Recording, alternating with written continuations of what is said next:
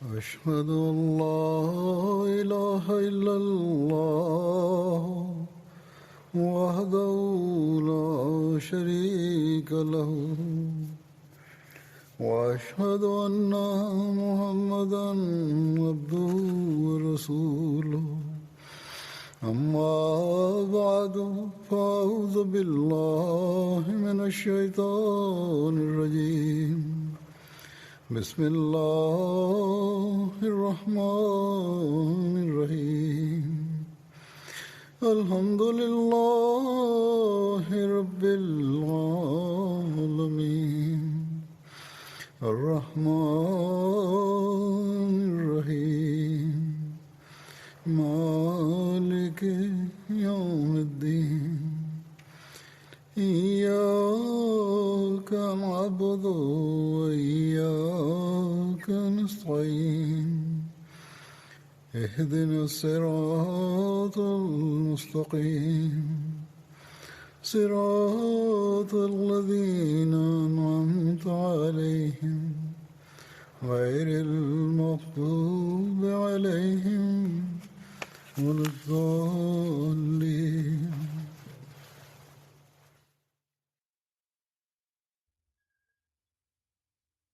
After reciting the Tashahhud, Ta'awuz and Surah Al-Fatiha, Hazrat Khalifatul Masih V, Ayyadahullah Ta'ala binasrihi al-Aziz stated, I will mention those expeditions in which Hazrat Usman radiyallahu ta'ala anhu took part.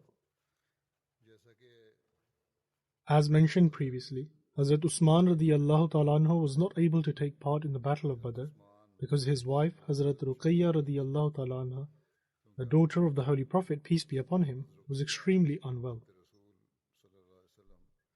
And owing to this, the Holy Prophet, peace be upon him, instructed Hazrat Usman to remain behind in Medina in order to look after her, but he considered Hazrat Usman radiyallahu anhu among those who participated in the battle. For this reason, he also gave him provisions from the spoils of war of the same value as those who participated in the battle.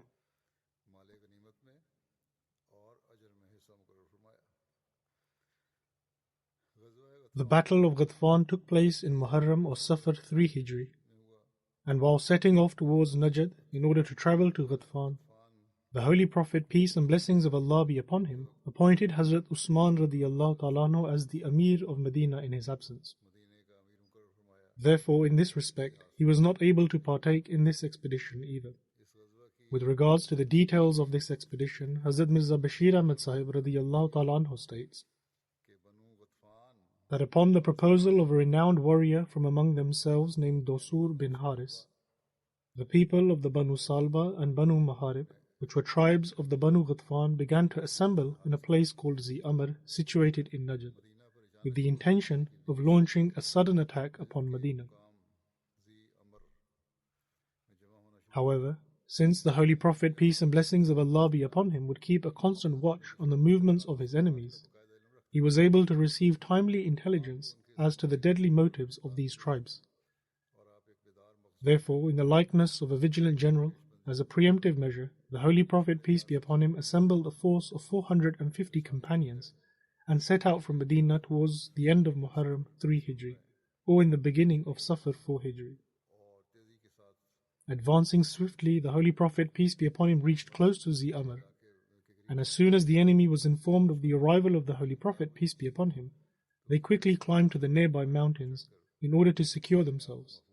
And when the Muslims reached Zi Amr, the plain was empty. Albeit, the companions managed to apprehend a Bedouin named Jabbar, who belonged to the Banu Salba. The companions took him captive and presented him before the Holy Prophet, peace and blessings of Allah be upon him. When the Holy Prophet, peace be upon him, inquired of him as to the facts, it was ascertained that all of the people from the Banu Salba and Banu Maharib had secured themselves in the mountains, and they would not confront the Muslims in an open field. Thus, with no other alternative, the Holy Prophet, peace be upon him, was compelled to order a return. And nonetheless, the benefit which was indeed derived from this ghazwa, i.e. expedition, was that the threat posed by the Banu Ghatfan at the time was temporarily averted.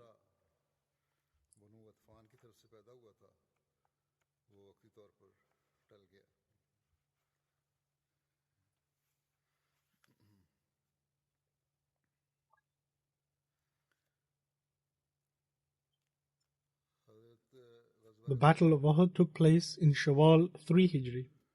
Hazrat Usman radiyallahu ta'ala anhu took part in the Battle of Uhud. He did not take part in the previous two battles, but Hazrat Usman radiyallahu ta'ala anhu did take part in the Battle of Uhud. And during the battle, there was a group of companions who, owing to the sudden attack by the disbelievers, and upon learning about the news of the Holy Prophet, peace be upon him's supposed martyrdom, they became scattered.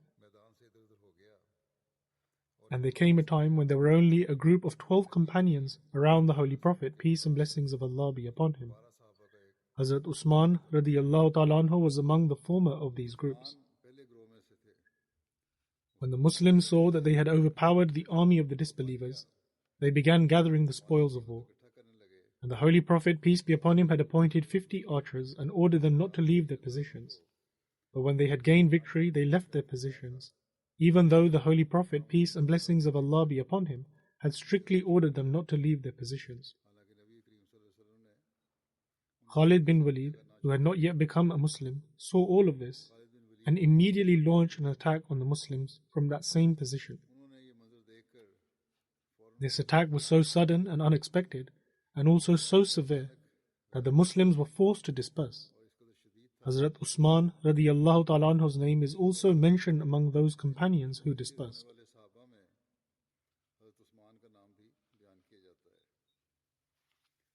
Owing to the circumstances at the time, and due to their level of faith and sincerity they had in their hearts, the Holy Quran forgave these people.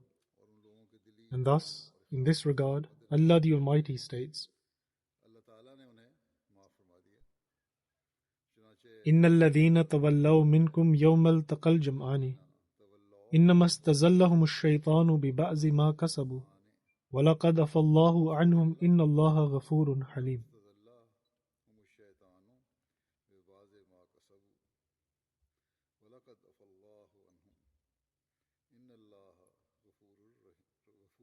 That is, those of you who turned their backs on the day when the two hosts met, surely it was Satan who sought to make them slip because of certain doings of theirs. But certainly Allah has already pardoned them. Verily, Allah is most forgiving, forbearing.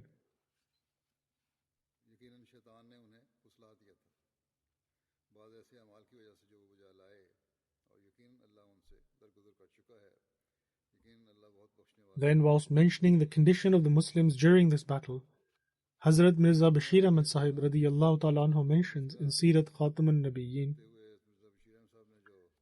he writes, the army of the Quraysh had pretty much surrounded them from all four fronts and continued to crush the Muslims moment by moment through repeated attacks.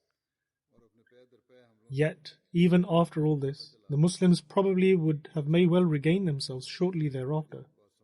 But the outrage was that a bold warrior from among the Quraysh named Abdullah bin Qamiya attacked Musab bin Umair radiyallahu anhu, the flag bearer of the Muslims, and severed his right hand with a blow of his sword. Musab immediately clutched the flag with his other hand and advanced to confront Ibn Qamiya. But in his second blow, the other hand was severed as well.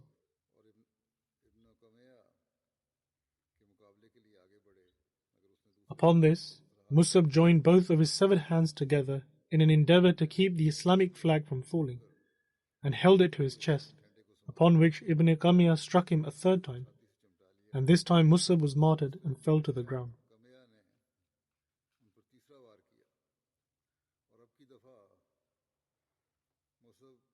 As far as the flag was concerned, another Muslim immediately advanced and took hold of it. But since the size and figure of Musab resembled the Holy Prophet, peace and blessings of Allah be upon him, Ibn Qamiya thought that he had slain the Holy Prophet, peace be upon him. It is also possible that this scheme of his was merely guided by motives of mischief and deceit.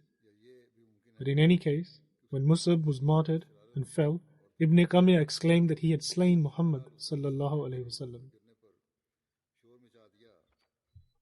At this news, the Muslims lost whatever composure was left in them, and their force was scattered completely.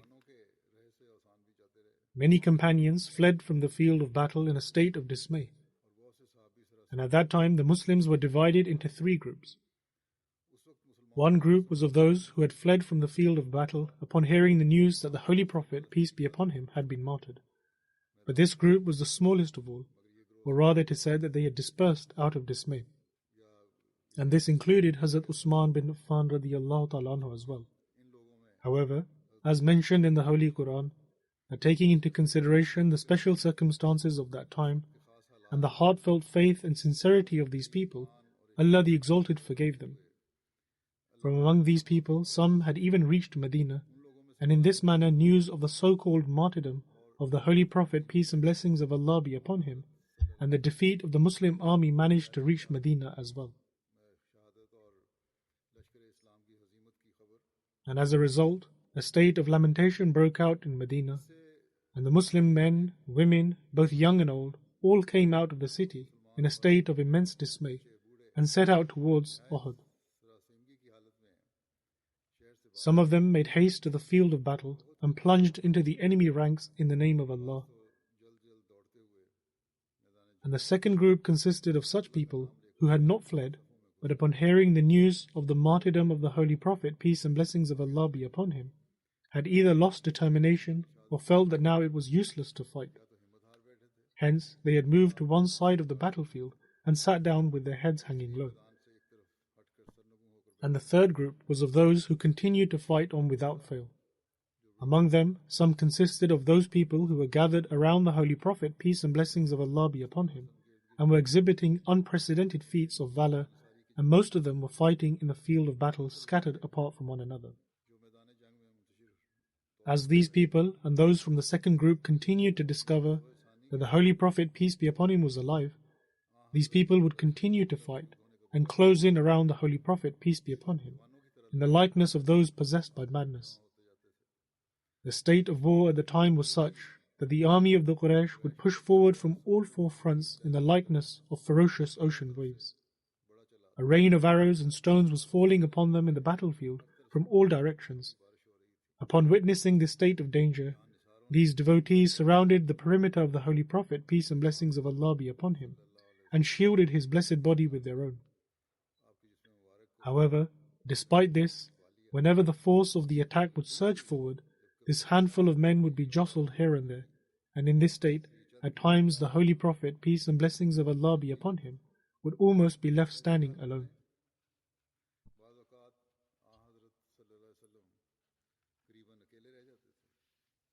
In any case, it states that upon hearing the news of the Holy Prophet, peace and blessings of Allah be upon him's martyrdom, Hazrat Usman radiyallahu ta'ala anhu left the battlefield, perhaps out of dismay and sorrow or for some other reason. And although he did not leave the battlefield, but Hazrat Umar radiyallahu ta'ala anhu's name is also mentioned amongst those who stopped fighting out of their dismay and sorrow. However, the details of that will be mentioned later during the mention of his accounts. Now I will mention the details in relation to Hazrat Usman radiyallahu ta'ala anhu's role on the occasion of the Treaty of Hudaybiyah and the sending of the emissary and Bayt-e-Rizwan. The Holy Prophet, peace and blessings of Allah be upon him, saw a dream in which he and his companions were peacefully entering the house of Allah, i.e. the Kaaba, with some having their heads shaven and others having their hair cut short. And so in light of this dream, in the month of Zulqa'dah 6 Hijri, the Holy Prophet, peace and blessings of Allah be upon him, left Medina along with 1,400 companions of his with the intention to perform the Umrah.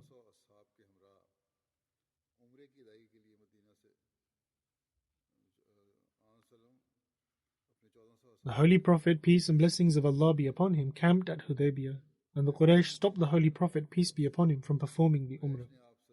When communication between the two parties began through their emissaries, and upon learning of the intense anger and rage of the Quraysh, the Holy Prophet, peace and blessings of Allah be upon him, stated that a prominent individual should be sent to Makkah, who was also a native of Makkah and was from a venerable tribe of the Quraysh. And so, Hazrat Usman radiyallahu ta'ala anhu was sent for this purpose.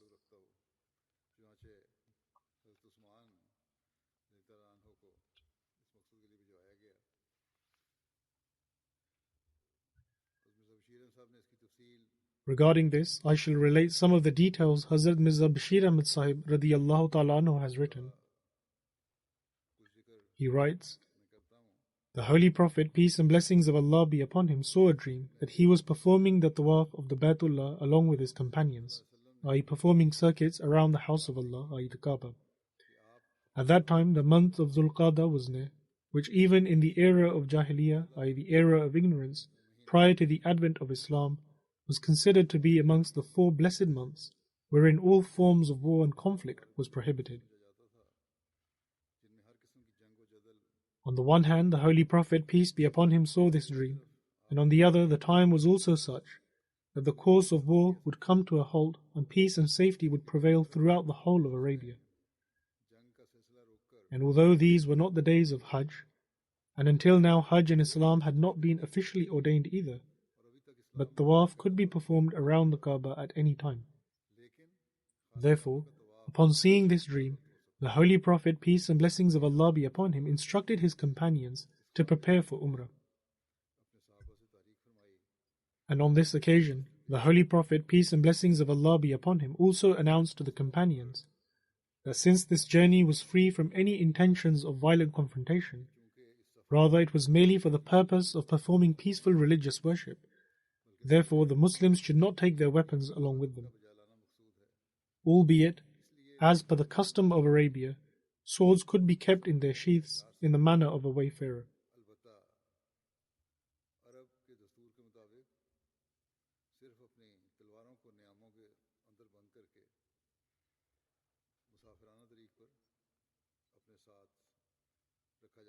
Along with this, the Holy Prophet, peace be upon him, also encouraged the Bedouin people in the surrounding areas of Medina, who were apparently with the Muslims, to participate in the performance of the worship of Umrah. But unfortunately, very few, i.e. except for a nominal number of people, these so-called Bedouin Muslims of weak faith, who lived in the close proximity of Medina, held back from setting out with the Holy Prophet, peace be upon him.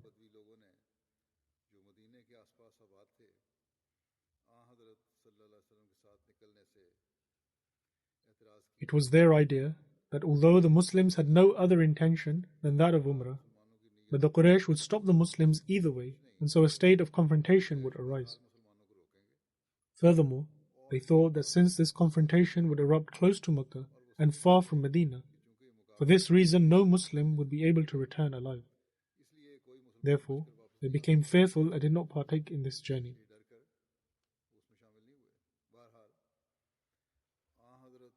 But in any case, the Holy Prophet, peace and blessings of Allah be upon him, departed from Medina on a Monday morning, in the beginning of Dhul Qa'dah 6 Hijri, with a group of just over 1,400 companions.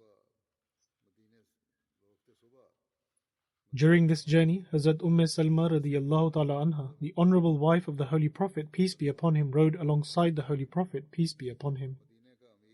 And Numayla bin Abdullah was appointed as the Emir of Medina, and Abdullah bin Maktoum, who was a blind man, was appointed as Imam al-Salat, i.e. to lead the congregational prayers.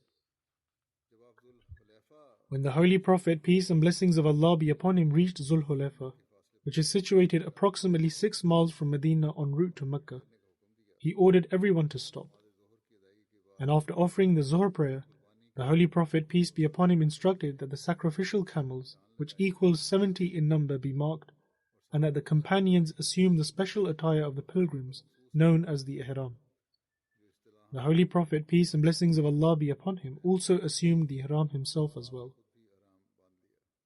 And then, in order to ensure that the Quraysh were not up to any mischief, the Holy Prophet, peace and blessings of Allah be upon him, sent ahead a messenger named Busr bin Sufyan from the Khuza'a tribe, who lived near Mecca, and slowly proceeded towards Mecca.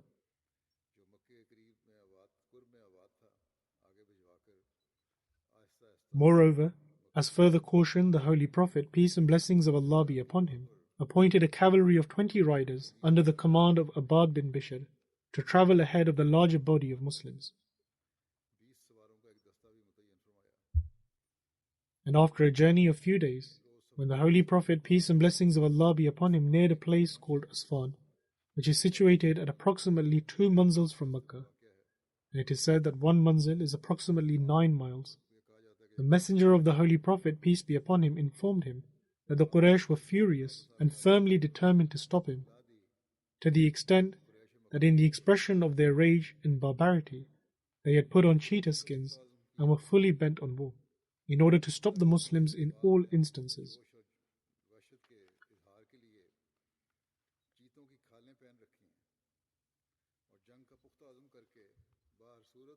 It was also ascertained that the Quraysh had sent forth a cavalry unit of a few daring riders under the command of Khalid bin Walid, who had not yet become Muslim. And it was said that this cavalry had reached near the Muslims, and that Ikrimah bin Abi Jahl was also a part of it.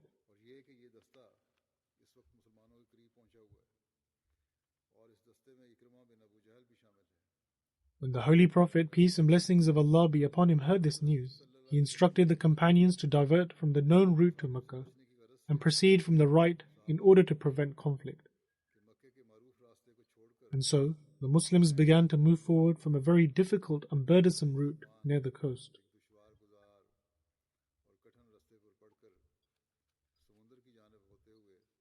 Following this new route, when the Holy Prophet, peace and blessings of Allah be upon him, neared Hudaybiyah, which is 1 day's journey, i.e. only 9 miles from Mecca, and the valley of Mecca starts from the pass of Hudaybiyah, the camel of the Holy Prophet, peace be upon him, which was known by the name of Al-Quswa, and had accompanied the Holy Prophet, peace be upon him, in many ghazwat, i.e. expeditions, suddenly stretched out her feet and sat down.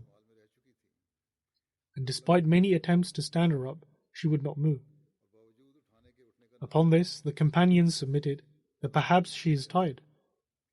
But the Holy Prophet, peace and blessings of Allah be upon him, stated that she is not tired, and nor is it in her nature to tire out and sit in this manner. The truth is that the same Supreme Being who prevented the elephant of the Ashab al-Fil from proceeding to Mecca has also stopped this camel as well. Therefore, I swear by God that I shall accept whatever the Quraysh of Mecca ask of me for the respect of the Haram.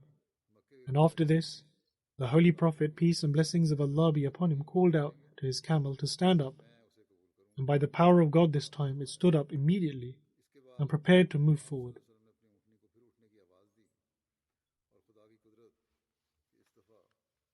Upon this, the Holy Prophet, peace and blessings of Allah be upon him, took her to the far corner of the valley of Hudaybiyah, and settling her near a water well, he dismounted his camel. It is here that upon the instruction of the Holy Prophet, peace be upon him, the companions set up camp.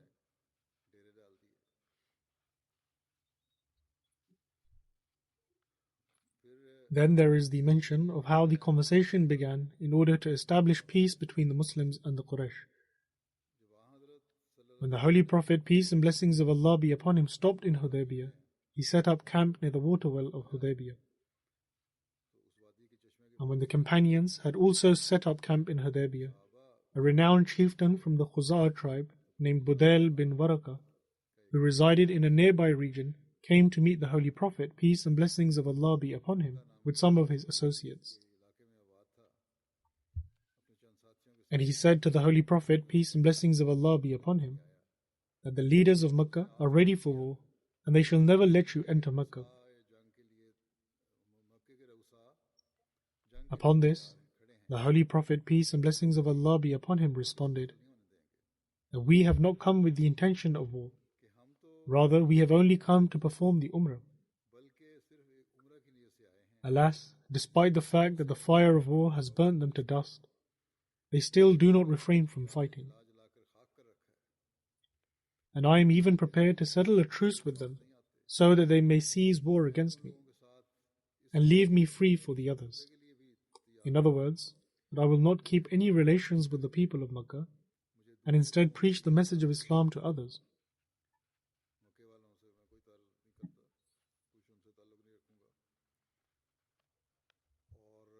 The Holy Prophet, peace and blessings of Allah be upon him, then further stated that if, however, they reject this proposal of mine and insist on keeping the fire of war aflame, then I also swear by his name in whose hand is my life, that I shall not retreat from this battle until I die in this cause, or God gives me victory.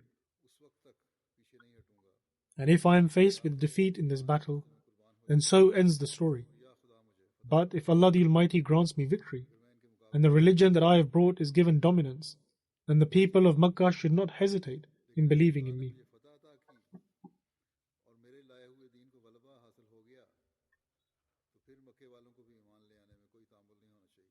Budayl bin Warqa was greatly moved by the sincere and earnest address of the Holy Prophet, peace and blessings of Allah be upon him.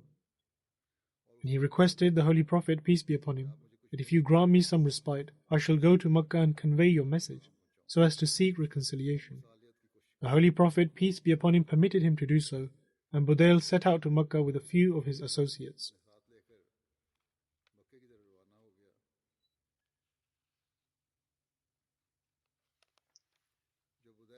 When Budayl bin Warqa reached Makkah, he gathered the Quraysh and said that I have come from the man, i.e. Muhammad, the Messenger of Allah sallallahu alaihi wasallam, and he has presented to me a proposal. If you permit me, shall I present it to you? Upon this, the vehement and irresponsible people from among the Quraysh began to say that we shall not listen to anything he has to say. However, the influential and trusted people among the Quraysh stated that yes, inform us of the proposal. As such, Budayl repeated the proposal of the Holy Prophet, peace and blessings of Allah be upon him.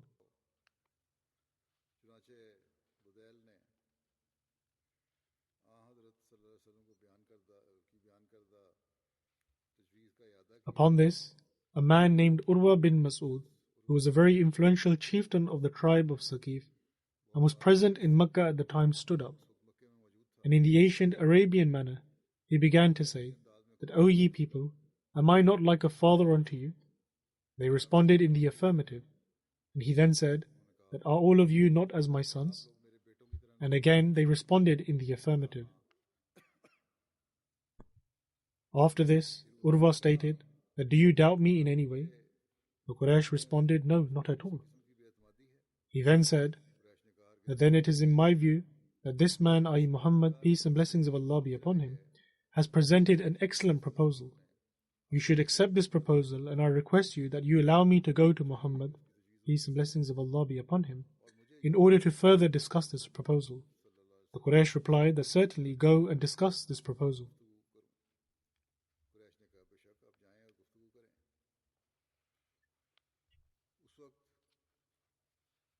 And when he arrived in the gathering of the Holy Prophet, peace and blessings of Allah be upon him, he witnessed a truly inspiring scene. Urwa presented himself before the Holy Prophet, peace be upon him, and began to have a discussion with him. The Holy Prophet, peace and blessings of Allah be upon him, reiterated the same address which he had previously given to Budayl bin Warqa. In principle, Urwa was at accord with the viewpoint of the Holy Prophet, peace be upon him, but he wanted to fulfill his duty as an ambassador of the Quraysh, and in order to secure as many rights as possible in favor of the Quraysh. Thus, concluding his discussions with the Holy Prophet, peace be upon him, Urwa returned to the Quraysh, and as soon as he reached them, he said to the Quraysh, O ye people, I have travelled far and wide, and I have been to the royal courts of many a king, and have been presented before the Caesar and Chosroes and Najashi as a representative. But by God, the manner in which I have seen the companions of Muhammad sallallahu alaihi wasallam honor him, I have seen nowhere else. He then related the entire experience which he had witnessed in the assembly of the Holy Prophet, peace be upon him. And at the end he said, once again, I suggest that the proposal of Muhammad, peace and blessings of Allah be upon him, is a just one, and we should accept it.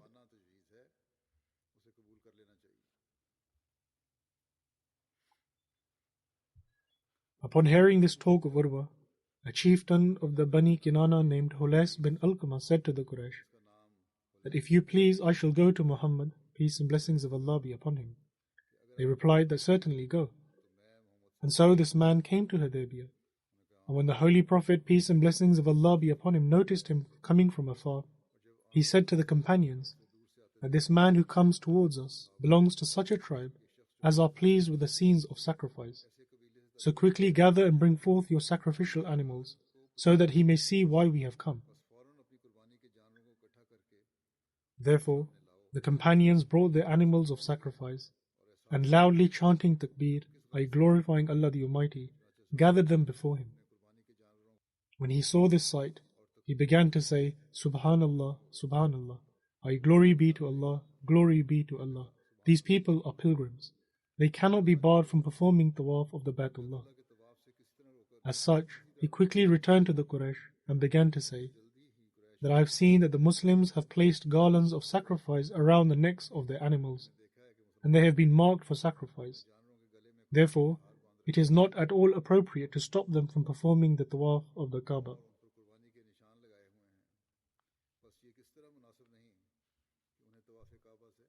At that time, a severe state of dissent was erupting amongst the Quraysh, and there became two parties of the Quraysh. One party was adamant in sending back the Muslims and was firmly bent upon fighting. And the second party, however, considering this against their ancient religious customs, and was afraid to oppose them, and were desirous of an honorable agreement. And for this reason, the decision was left pending.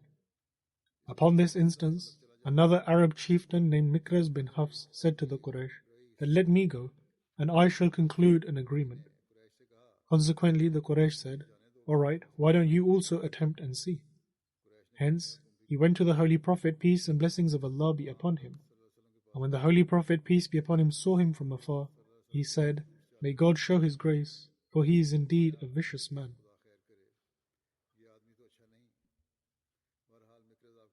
In any case, Mikraz came to the Holy Prophet, peace be upon him, and began to talk. However, he was still speaking when a renowned chieftain of the Quraysh named Suhail bin Amr came before the Holy Prophet, peace be upon him. Perhaps in their anxiety, the Quraysh had sent him without waiting for the return of Mikraz. Upon noticing the arrival of Suhail, the Holy Prophet, peace and blessings of Allah be upon him, said, here comes Suhail. If God wills, now the matter shall become easy for us.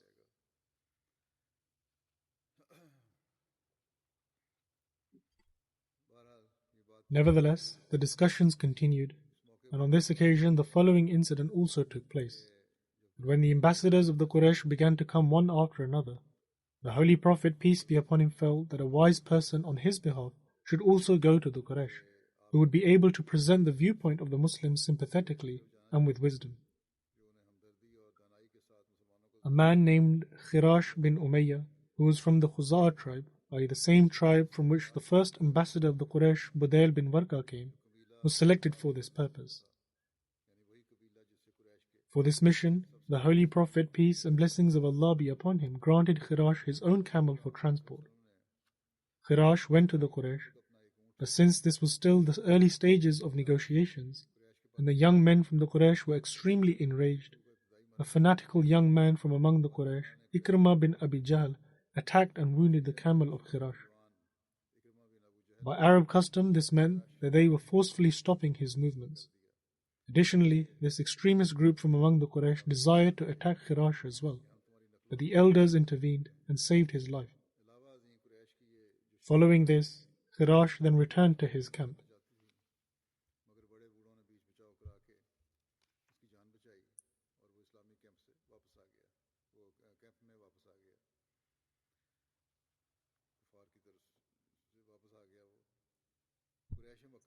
However, the Quraysh of Makkah did not suffice at this. Rather, in the blindness of their rage, they also intended that now, as the Holy Prophet, peace be upon him, and his companions were so close to Makkah and so very far from Medina, an attack should be launched against him, so that he may be harmed as much as possible. For this purpose, they dispatched a party of about 40 to 50 men towards Hudaybiyah, and in the veil of negotiations, these people were instructed to circle the Muslim camp and whenever possible continue injuring the Muslims. As a matter of fact, from some narrations it is even ascertained that these people were 80 in number, and on this occasion they even conspired to assassinate the Holy Prophet, peace and blessings of Allah be upon him. However, the Muslims remained vigilant in their place by the grace of Allah, and as such, the secret of this conspiracy of the Quraysh was discovered, and all of those concerned were arrested. The Muslims were very displeased at this action of the people of Makkah, which they had committed in the sacred months and in the sacred proximity of the Haram at that. However, the Holy Prophet, peace and blessings of Allah be upon him, forgave them, and did not allow for it to become an obstacle in the negotiations.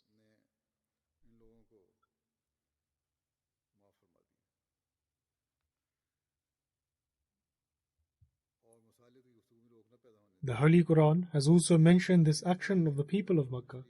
It states,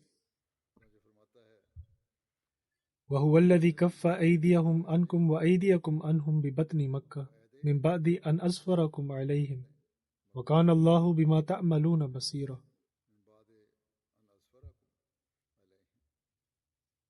That is, it was God who by His special grace withheld the hands of the infidels from you in the valley of Makkah and protected you, and when you became dominant and subjugated them, withheld your hands from them.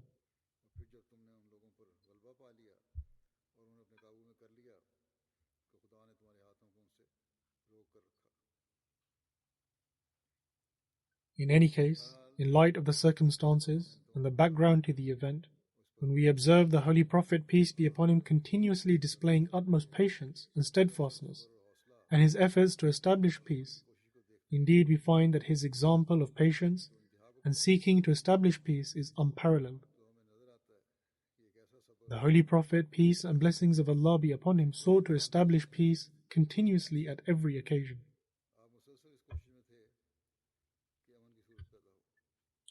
Hazrat Mirza Bashir Ahmad Sahib further writes, the Holy Prophet, peace be upon him, saw the mischief of the Quraysh and also heard of the state of anger and rage prevalent among the people of Makkah from Khirash bin Umayyah. Therefore, in order to cool the Quraysh and bring them aright, the Holy Prophet, peace be upon him, intended to send a prominent individual to Makkah who was from among themselves and was from a venerable tribe of the Quraysh. In other words, despite all this, the Holy Prophet, peace be upon him, did not give up his efforts for peace, and he took the risk of sending another ambassador. Therefore, the Holy Prophet, peace be upon him, said to Hazrat Umar bin al-Khattab radiyallahu ta'ala anhu that it would be best that you go to Makkah and fulfill the responsibility of an ambassador on behalf of the Muslims. Hazrat Umar radiyallahu ta'ala anhu submitted, O Messenger of Allah, you know that the people of Makkah are increasing in their enmity towards me, and at this time there is no prominent person from my tribe present in Makkah who possesses influence over the people of Makkah. For this reason, it is my view that in order to ease the road to success, Usman bin Affan radiyallahu ta'ala anhu be chosen to offer this service, whose tribe, the Banu Umayyah, are presently very powerful. Furthermore, the people of Makkah cannot dare to act wickedly against Usman, and these are great prospects of success. The Holy Prophet, peace and blessings of Allah be upon him, was pleased by this proposal and instructed Hazrat Usman radiyallahu ta'ala anhu to go to Makkah and inform the Quraysh of the peaceful designs of the Muslims and their intent to perform Umrah. The Holy Prophet, peace be upon him, also gave Hazrat Usman a personal letter which was addressed to the chieftains of the Quraysh. In this letter, the Holy Prophet, peace be upon him, had expounded the purpose of his journey and assured the Quraysh that their purpose was merely the observance of a worship and that they would peacefully perform the Umrah and return thereafter. The Holy Prophet, peace and blessings of Allah be upon him, also said to Hazrat Usman radiyallahu ta'ala anhu that try to meet the weaker Muslims in Makkah as well and lift their spirits and tell them to show a little more patience, for God is soon to open the door of success upon us.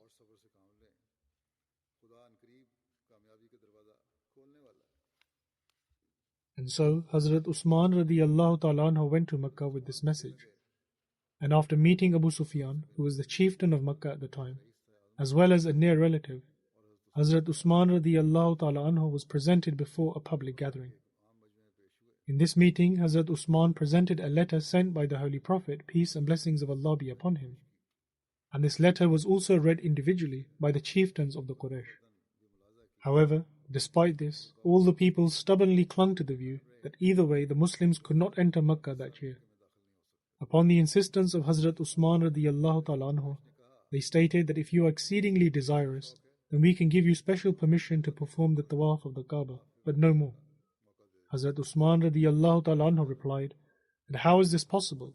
That the Messenger of Allah, may peace and blessings of Allah be upon him, is stopped outside of Makkah, and I perform the tawaf of the Kaaba. But the Quraysh did not accept anything, and eventually disheartened, Hazrat Usman prepared to return. Upon this instance, the wicked people of Makkah, perhaps with the thought that in this manner they should be able to secure more beneficial conditions for themselves in negotiations, detained Hazrat Usman radiyallahu ta'ala anhu and his companions as well in Makkah. Upon this, rumor spread amongst the Muslims that the people of Makkah had martyred Hazrat Usman radiyallahu ta'ala anhu. When this news reached the Holy Prophet, peace be upon him, he was extremely angry and upset and took the Bayt Rizwan. Regarding this, it states, when this news reached Hudaybiyah, the Muslims were infuriated because Hazrat Usman radiyallahu ta'ala anhu was the son-in-law of the Holy Prophet, peace be upon him, and was among the most respected of companions. And he had gone to Makkah as an Islamic ambassador. Furthermore, those days were also of the sacred months, and then Makkah itself was a sanctuary.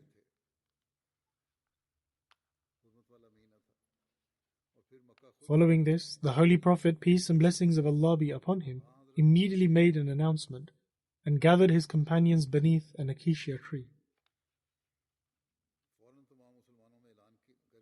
When the companions had assembled, the Holy Prophet, peace and blessings of Allah be upon him, mentioned this news and stated that if this news is true, then by God we shall not move from this place until we seek revenge for Usman. The Holy Prophet, peace be upon him, then stated to the companions that come and place your hand on my hand, which is the Islamic way of that, and take an oath that none of you shall show his back and will sacrifice his life in need be, but shall not retreat from this place.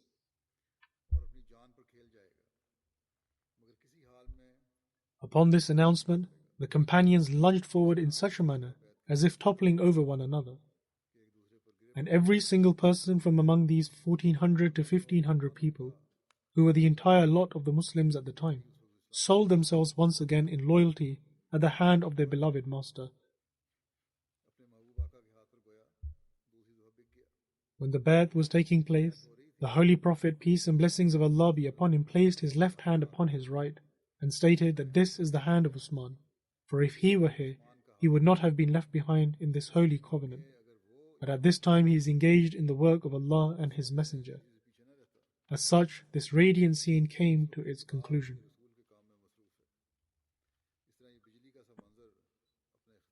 In Islamic history, this Bayt is known as the Bayt Rizwan, i.e. that Bayt wherein the Muslims acquired the reward of God's complete pleasure. The Holy Quran has also especially mentioned this Bayt. It states, لَقَدْ رَضِيَ اللَّهُ عَنِ الْمُؤْمِنِينَ إِذْ يُبَايِعُونَكَ تَحْتَ الشَّجَرَةِ فَعَلِمَ مَا فِي قُلُوبِهِمْ فَأَنزَلَ السَّكِينَةَ عَلَيْهِمْ وَأَصَابَهُمْ فَتْحًا قَرِيبًا.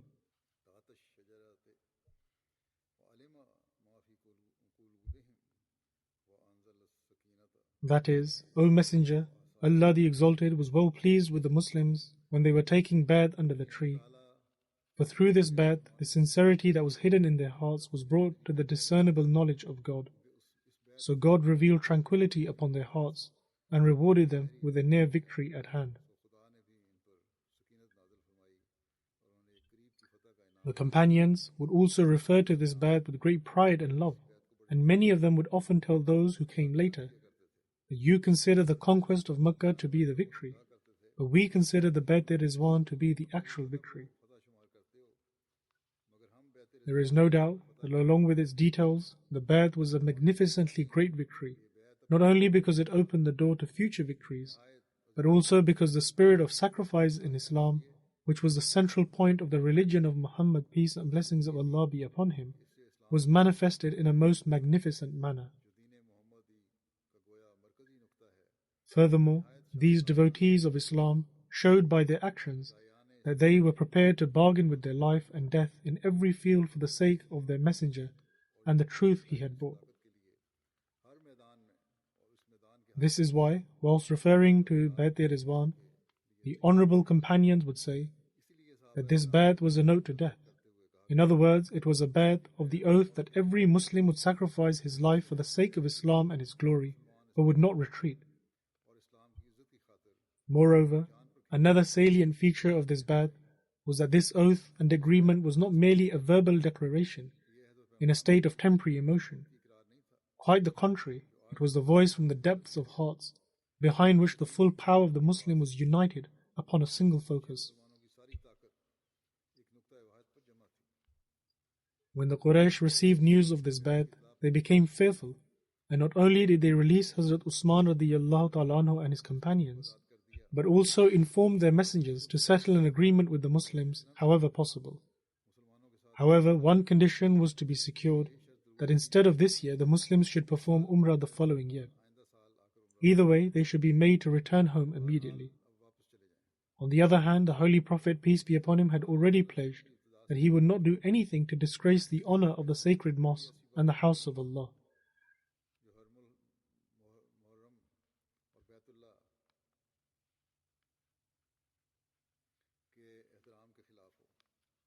Moreover, since Allah the Almighty had already given him the glad tidings that the negotiations to take place with the Quraysh at this time were about to become the basis of future success, for this reason, with respect to the two parties, this environment was most befitting for negotiations. And it was in this very environment that Suhail bin Amr reached the Holy Prophet, peace be upon him, and upon seeing him he said, "Now it appears the matter shall become easier." Following this, the negotiations then began. When Suhail bin Amr came before the Holy Prophet, peace be upon him, upon seeing him, the Holy Prophet, peace be upon him, immediately said, as has been mentioned earlier, that Suhail is coming, now the matter shall be made easy. In any case, Suhail came, and upon arriving he stated, "Come, forget this lengthy dispute. We are prepared to make an agreement." The Holy Prophet, peace be upon him, stated that so are we. Upon this, the Holy Prophet, peace be upon him, summoned his secretary, Hazrat Ali radiyallahu ta'ala anhu. The conditions of the treaty were as follows. This year, the Holy Prophet, peace be upon him, and his companions should return, and the following year they could come to Makkah and perform the Umrah. However, except for carrying their swords in their sheaths, they will not be allowed to bring any other weapons, and that they could not stay in Makkah for more than 3 days. Furthermore, if anyone from among the Meccans was to go to Medina, the Holy Prophet, peace be upon him, was not to grant him refuge, even if he was a Muslim, and he should be returned. However, if a Muslim were to leave Medina and go to Makkah, he would not be returned.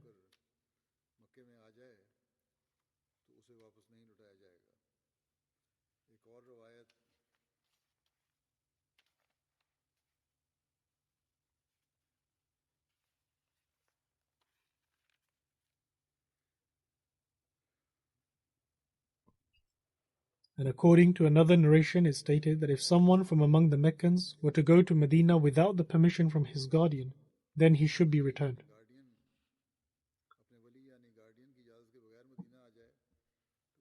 It further stated that every tribe of Arabia had the choice to form an alliance with either the Muslims or the Meccans, and that this treaty was to last for a period of 10 years, and there would be no fighting between the Quraysh and the Muslims during this period. 2 copies were made of this treaty, and various prominent individuals from amongst both sides signed the treaty. Those who signed the treaty from amongst the Muslims were Hazrat Abu Bakr, Hazrat Usman, who had arrived back from Makkah by then, i.e. the disbelievers had let him go, and therefore he also signed on the treaty, and then Abdul Rahman bin Auf, Saad bin Abi Waqas, and Abu Ubaidah, may Allah be pleased with them all. After the completion of the treaty, Suhail bin Amr took a copy of the treaty and returned to Makkah, and the other copy remained with the Holy Prophet, peace and blessings of Allah be upon him. Hazrat Muslim Maud radiyallahu ta'ala anhu has also related this incident in his own words in the following manner. He writes, "Some of the local tribes of Makkah urged upon the Meccan leaders to let the Muslims perform the tawaf, and that they should not be stopped from this. But the Meccans remained adamant. Thereupon the tribal leaders of the local tribes said that from this it seemed that the Meccans did not want peace and wanted to cause mischief. Therefore they threatened to disassociate themselves from them." Here Hazrat Muslim Maud radiyallahu ta'ala anhu has included an additional detail in that they were also pressured from the local tribes. Out of fear, the Meccans were persuaded to try and reach a settlement with the Muslims. And as soon as the Holy Prophet, peace be upon him, got to know of this, he sent Hazrat Usman radiyallahu ta'ala anhu, who later became the 3rd Khalifa of Islam, to the Meccans. Hazrat Usman radiyallahu ta'ala anhu had many relatives in Mecca. They came out and surrounded him and offered to let him perform the tawaf, i.e. perform the circuits of the Kaaba, but declared that they would not let the Holy Prophet, peace be upon him, do so until the following year. Hazrat Usman radiallahu ta'ala anhu replied that I will not perform the tawaf unless it is in the company of my master. Hazrat Usman radiallahu ta'ala anhu's talks with the chiefs of Makkah became prolonged, and a rumor was mischievously spread that he had been murdered, and this news also reached the Holy Prophet, peace be upon him. Upon this, the Holy Prophet, peace be upon him, assembled the companions and stated that the life of an ambassador is held sacred among all nations. I have heard that the Meccans have murdered Usman. If this is true, we have to enter Mecca, whatever the consequences. The Holy Prophet, peace be upon him's earlier intention to enter Mecca peacefully had to be changed, under the changed circumstances. The Holy Prophet, peace be upon him, further stated, those who promise solemnly that if they have to go further, they will either return as victors or be martyred one after the other in the battlefield, should come forward and take the oath on my hand. The Holy Prophet, peace and blessings of Allah be upon him, had hardly finished speaking when all the 1,500 companions stood up and instantly became soldiers and leapt over one another to hold the Holy Prophet, peace be upon him's hand, and take the oath. The oath possesses a special importance in the history of Islam. It is called the Pledge of the Tree. This is because when the oath was taken, the Holy Prophet, peace be upon him, was sitting under a tree. Every one of those who took the oath remained proud of it to the end of his days. And of the 1,500 present on the occasion, not one held back. They all promised that if the Muslim ambassador had been murdered, they would not go back. Either they would take Makkah before dusk, or they would all die fighting.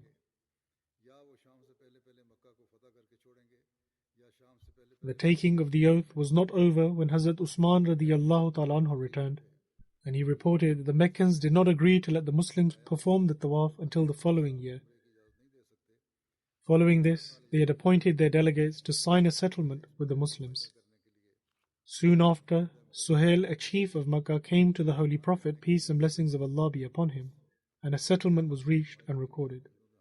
The accounts from the life of Hazrat Usman radiallahu ta'ala anhu will continue to be related, inshallah.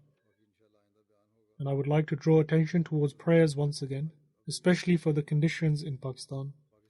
The Ahmadis are not even safe within the four walls of their own homes and in their own places. The police arrive wherever the Maulvis, i.e. the clerics, tell them to go.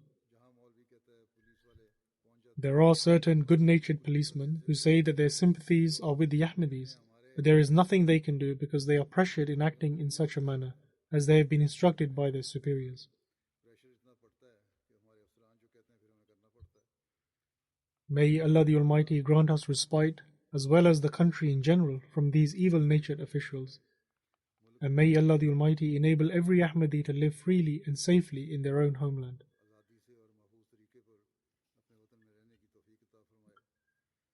And pay special focus towards prayers. For if we continue to pray, then very soon, inshallah, we will come to witness the extremely woeful end of the opponents.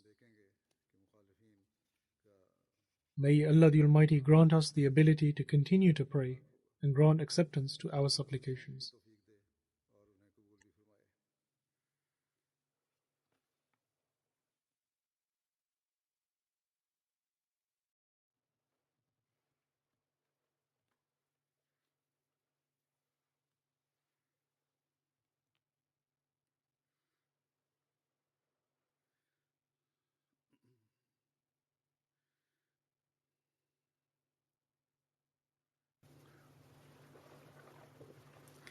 Alhamdulillah, Alhamdulillah, nahmaduhu wa nasta'inuhu wa nastaghfiruh, wa nu'minu bihi wa natawakkalu alayh, wa na'udhu billahi min shururi anfusina, wa min sayyiati a'malina.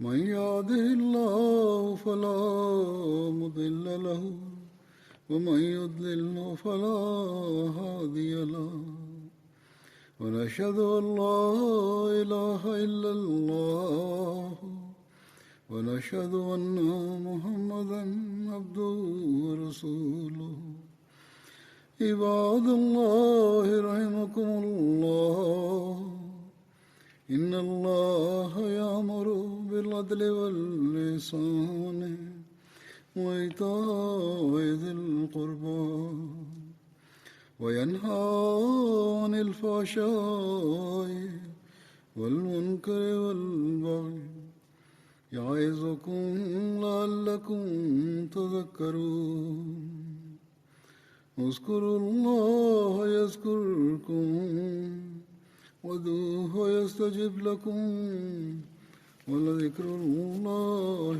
أكبر